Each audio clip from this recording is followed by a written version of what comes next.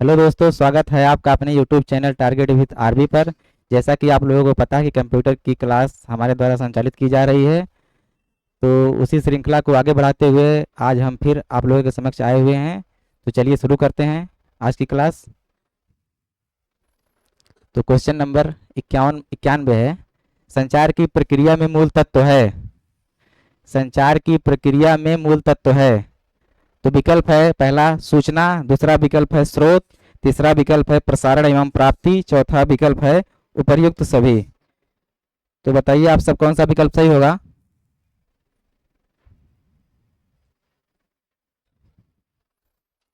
संचार की प्रक्रिया में मूल तत्व है, तो सूचना भी मूल तत्व है, स्रोत भी मूल तत्व है, प्रसारण एवं प्राप्ति भी मूल तत्व है। तो चौथा वाला विकल्प सही होगा। चलिए दूसरा क्वेश्चन देखते हैं।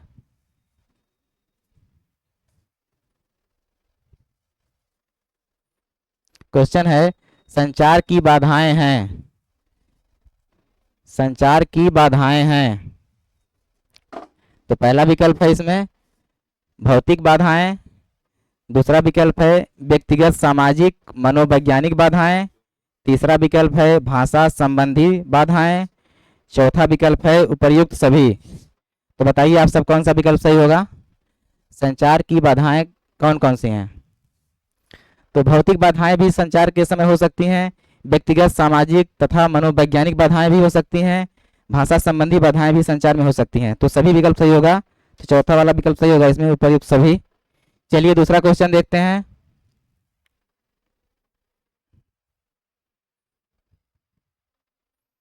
क्वेश्चन है, संवाद प्राप्तकर्ता संवाद का अर्थ लगाता है।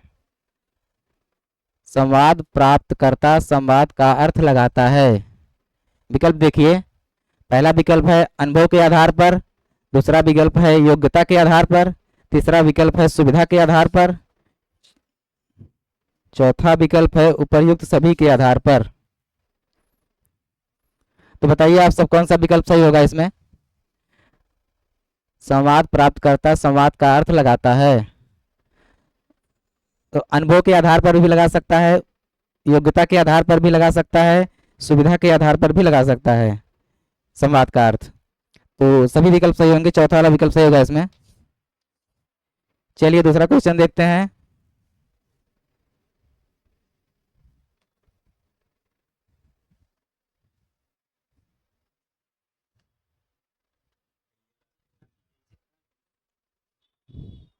क्वेश्चन है, सूचना एवं संचार प्रौद्योगिकी के लाभ हैं। सूचना एवं संचार प्रौद्योगिकी के लाभ हैं। विकल्प है पहला वाला संसाधनों के समन्वय में सहायक, दूसरा विकल्प है उत्तरदायित्वों की भावना का विकास संभव, तीसरा विकल्प है आ एवं बा दोनों, चौथा विकल्प है उपर्युक्त में से कोई नहीं। तो बताइए सूचना एवं संचार प्रौद्योगिकी के लाभ हैं, कौन सा विकल्प सही होगा बताइए आप सब। सूचना एवं संचार प्रौद्योगिकी के लाभ जो हैं, संसाधनों के संबंध में सहायता भी होगी और उत्तरदायित्वों की भावना का विकास भी संभव ये भी होगा। तो दोनों विकल्प सही होंगे, आ एवं बा वाला। तो तीसरा वाला विकल्प सही होगा, आ एवं बा दोनों सही हैं। चलिए दूसरा क्वेश्चन देखते हैं।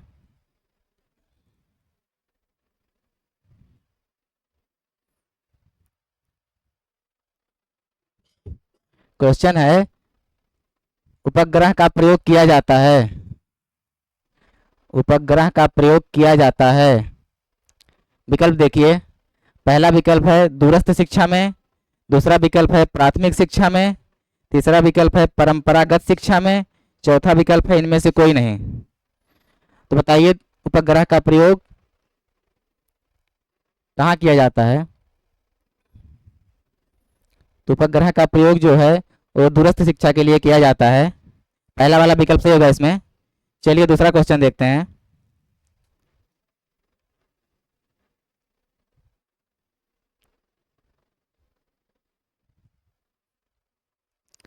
उपग्रह द्वारा संचालित किए जाते हैं। उपग्रह द्वारा संचालित किए जाते हैं। विकल्प देखिए, वीडियो पहला विकल्प है, दूसरा विकल्प है दूरदर्शन, तीसरा विकल्प है इंटरनेट, चौथा विकल्प है उपर्युक्त सभी। तो बताइए उपग्रह द्वारा संचालित किए जाते हैं, कौन सा विकल्प सही होगा इसमें? तो उपग्रह द्वारा वीडियो भी संचालित किया जाता है, दूरदर्शन भी संचालित किया जाता है, इंटरनेट भी संचालित किया जाता है। तो चौथा वाला विकल्प सही होगा, सही विकल्प सही होगा इसमें। चलिए दूसरा क्वेश्चन देखते हैं।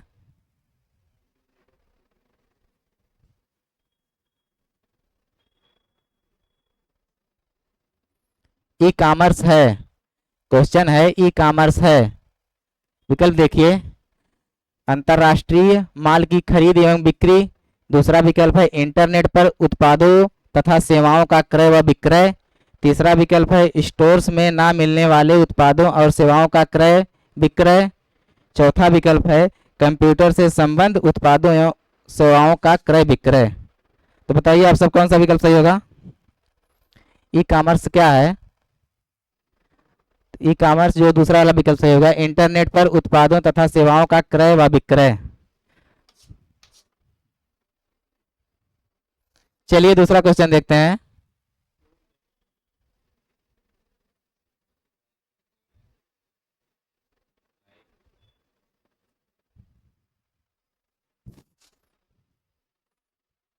सूचना को स्थानांतरित करने की प्रक्रिया को क्या कहा जाता है? सूचना को स्थानांतरित करने की प्रक्रिया को क्या कहा जाता है? विकल्प देखिए, टोपोलॉजी कहते हैं, दूसरा विकल्प है प्रयोगशाला कहते हैं, तीसरा है संचार कहते हैं, चौथा है आंकड़ा कहते हैं। बताइए आप सब क्या कहा जाता है सूचना को स्थानांतरित करने की प्रक्रिया को? तो सूचना को स्थानांतरित करने की प्रक्रिया को संचार कहा जाता है, तीसरा वाला विकल्प सही होगा इसमें। चलिए दूसरा क्वेश्चन देखते हैं।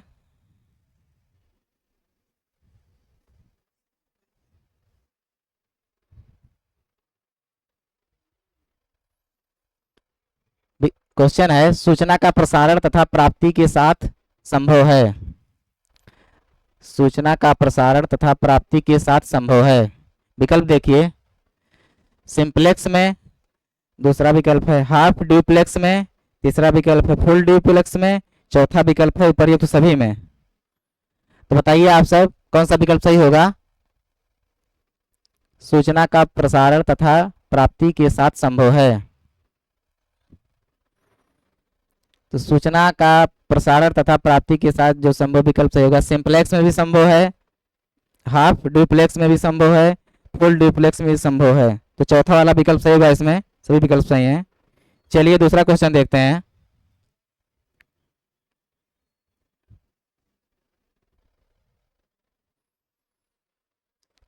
क्वेश्चन है प्रसारण भारती का गठन कब हुआ? प्रसार भारती का गठन कब हुआ? विकल्प देखिए, 23 नवंबर 1987 में, 23 नवंबर 1997 में, 23 नवंबर 2001 में, इनमें से कोई नहीं। तो बताइए प्रसार भारती का गठन कब हुआ था, किस सन में हुआ था? तो जो प्रसार भारती का गठन हुआ था वो 23 नवंबर 1997 में हुआ था, दूसरा वाला विकल्प सही होगा। चलिए दूसरा क्वेश्चन देखते हैं।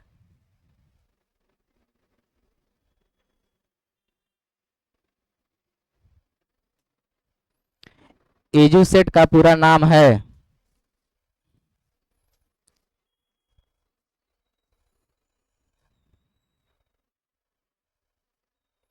बताइए आप सब।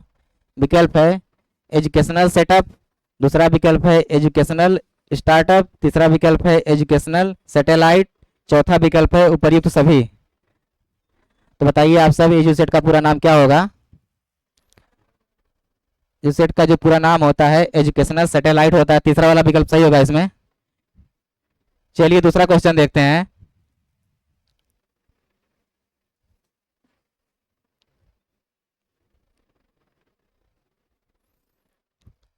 क्वेश्चन है सूचना एवं संचार प्रौद्योगिकी का शैक्षिक महत्व है। सूचना एवं संचार प्रौद्योगिकी का शैक्षिक महत्व क्या है?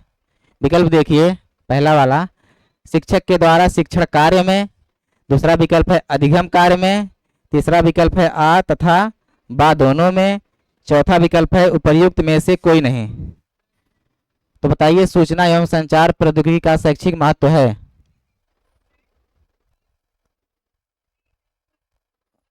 तो इसमें जो विकल्प सही होगा, पहला वाला का भी महत्व शिक्षक के लिए शिक्षण कार्य में भी, अधिगम कार्य में भी दूसरा वाला भी सही है, तो आ तथा बा दोनों विकल्प सही होंगे, तीसरा वाला विकल्प सही होगा इसमें। चलिए दूसरा क्वेश्चन देखते हैं।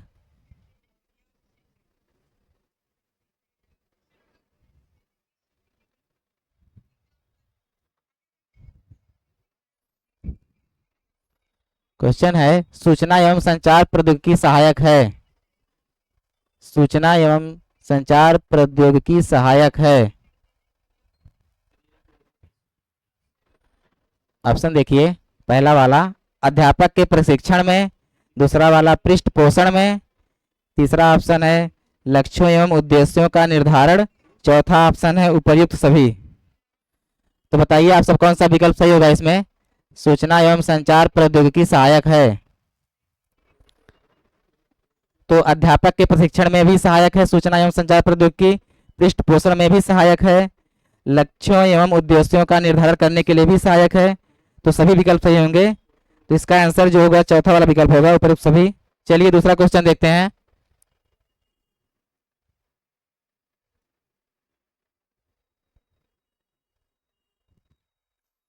क्वेश्चन है शिक्षण अधिगम में कंप्यूटर की भूमिका है। शिक्षण अधिगम में कंप्यूटर की भूमिका है। विकल्प देखिए, शिक्षक के रूप में, दूसरा विकल्प है परीक्षक के रूप में, तीसरा विकल्प है लक्ष्यों एवं उद्देश्यों के निर्धारण में, चौथा विकल्प है उपर्युक्त सभी। तो बताइए शिक्षण अधिगम में कंप्यूटर की क्या भूमिका है।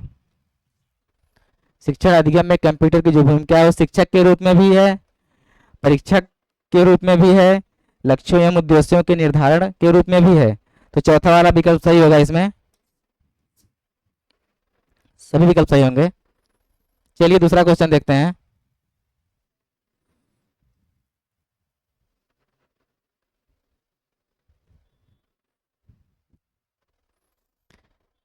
शिक्षा में कंप्यूटर के कार्य हैं। शिक्षा में कंप्यूटर के क्या कार्य हैं। विकल्प देखिए, स्मृति अर्थात संग्रहण करना, दूसरा विकल्प है तथ्य प्रक्रियाकरण करना, तीसरा विकल्प है सूचना प्रस्तुतिकरण करना, चौथा विकल्प है उपर्युक्त सभी। तो बताइए आप सब कौन सा विकल्प सही होगा इसमें। शिक्षा में कंप्यूटर के क्या कार्य हैं। तो शिक्षा में कंप्यूटर के जो कार्य हैं स्मृति अर्थात संग्रहण करना भी है, तथ्य प्रक्रियाकरण करना भी है, सूचना प्रस्तुतिकरण करना भी होता है, तो चौथा वाला विकल्प सही होगा, सभी इसमें सही है। चलिए दूसरा क्वेश्चन देखते हैं।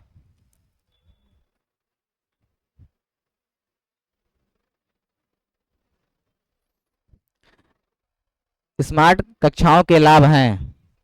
स्मार्ट कक्षाओं के क्या लाभ हैं।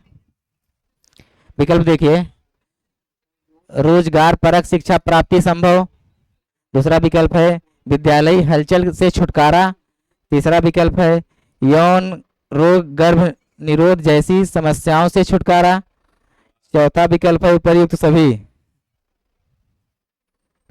तो बताइए स्मार्ट कक्षाओं के लाभ क्या क्या हैं।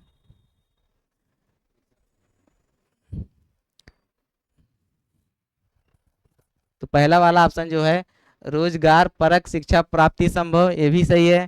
दूसरा वाला है विद्यालयी हलचल से छुटकारा, ये भी सही है।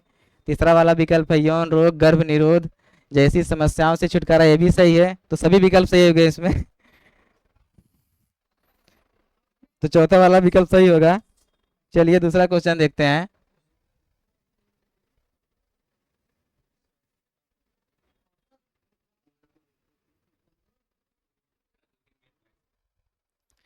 टेली कॉन्फ्रेंसिंग तकनीकी के साधन हैं। टेली कॉन्फ्रेंसिंग तकनीक के साधन हैं। विकल्प देखिए, पहला वाला टेलीविजन, दूसरा है उपग्रह, तीसरा विकल्प है वीडियो टेक्स्ट, चौथा विकल्प है उपयुक्त सभी। टेली कॉन्फ्रेंसिंग तकनीक के साधन हैं। टेलीविजन भी विकल्प सही होगा इसमें, उपग्रह भी सही होगा, वीडियो टेक्स्ट भी सही होगा, तो सभी विकल्प सही होंगे। चौथा वाला विकल्प सही होगा इसमें, उपयुक्त सभी। चलिए दूसरा देखते हैं।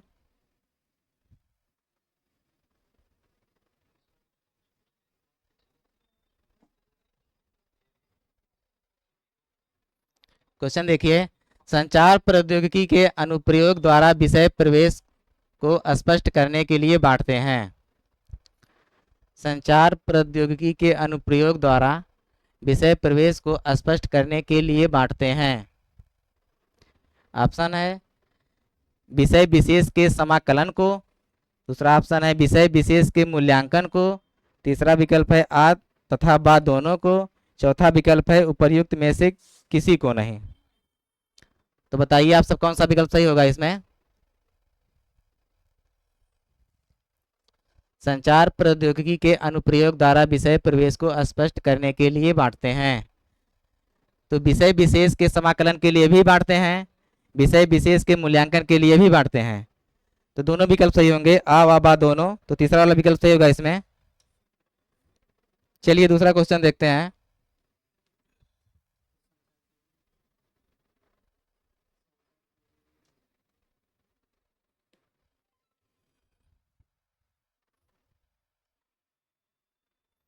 क्वेश्चन है, रेडियो संचार का कैसा साधन है। रेडियो संचार का कैसा साधन है। तो विकल्प है पहला वाला दृश्य, दूसरा विकल्प है आ तथा बा दोनों, तीसरा विकल्प है श्रव्य, चौथा विकल्प है इनमें से कोई नहीं। तो बताइए रेडियो संचार का कैसा साधन है। तो रेडियो संचार का जो साधन वो दृश्य भी है, श्रव्य भी है। तो सा वाला विकल्प सही होगा, आ एवं बा दोनों सही हैं। चलिए दूसरा क्वेश्चन देखते हैं।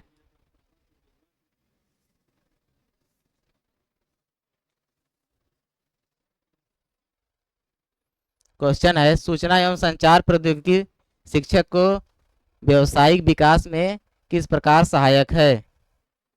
सूचना एवं संचार प्रौद्योगिकी शिक्षक को व्यवसायिक विकास में किस प्रकार सहायक है।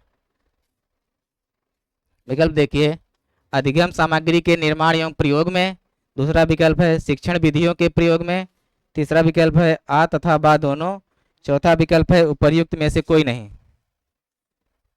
तो बताइए आप सब कौन सा विकल्प सही होगा इसमें।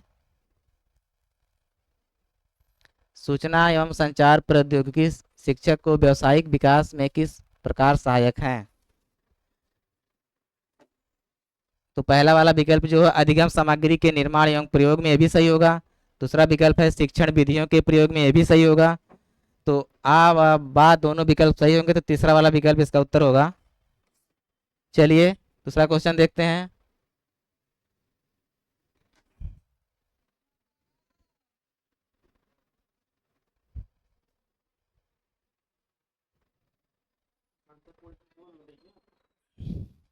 सूचना एवं संचार प्रौद्योगिकी की उपयोगिता है।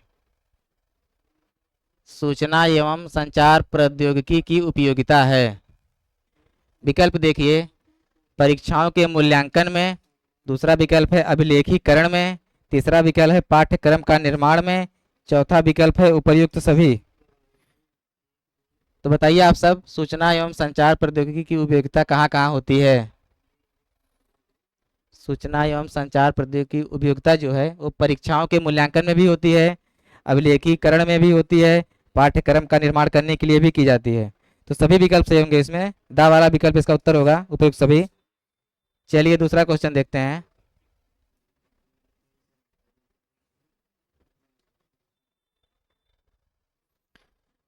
कौन दृश्य उपभाग नहीं है। क्वेश्चन है कौन दृश्य उपभाग नहीं है। ऑप्शन है इंटरनेट, दूसरा ऑप्शन है वीडियो, तीसरा ऑप्शन है कंप्यूटर, चौथा ऑप्शन है रेडियो। तो बताइए कौन सा विकल्प सही होगा इसमें। दृश्य उपभाग नहीं है, वो रेडियो है, श्रव्य उपभाग है ये। चलिए दूसरा क्वेश्चन देखते हैं। ओवरहेड प्रोजेक्टर उपयोगी है। ओवरहेड प्रोजेक्टर उपयोगी है। पहला विकल्प है संपूर्ण कक्षा को नियंत्रित करने के लिए, दूसरा विकल्प है दुरूह एवं असंभव घटनाओं को दर्शाया जाता है, तीसरा विकल्प है छात्रों के ध्यान को केंद्रित करने में सहायक है, चौथा विकल्प है उपर्युक्त सभी। तो बताइए कौन सा विकल्प सही होगा इसमें। ओवरहेड प्रोजेक्टर उपयोगी है। तो पहला वाला विकल्प भी सही होगा, इसके लिए दूसरा वाला विकल्प भी सही होगा, तीसरा वाला विकल्प भी सही होगा। तो इसका जो आंसर होगा चौथा वाला होगा, उपरोक्त सभी। चलिए दूसरा क्वेश्चन देखते हैं।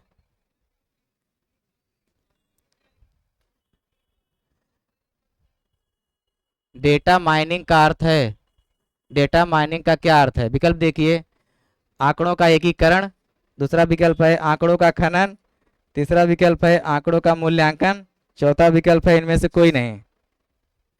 तो बताइए डेटा माइनिंग का क्या अर्थ है? तो डेटा माइनिंग का जो अर्थ है वो है आंकड़ों का खनन। दूसरा वाला विकल्प सही होगा इसमें, बा वाला। चलिए दूसरा क्वेश्चन देखते हैं।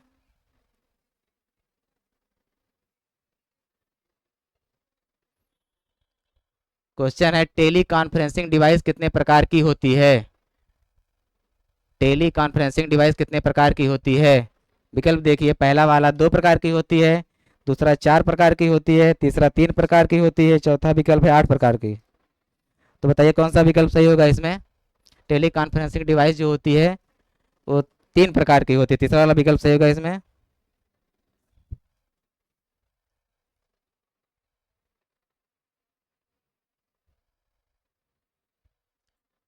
तो आज के लिए इतना ही।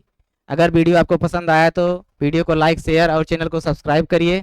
तब तक के लिए धन्यवाद।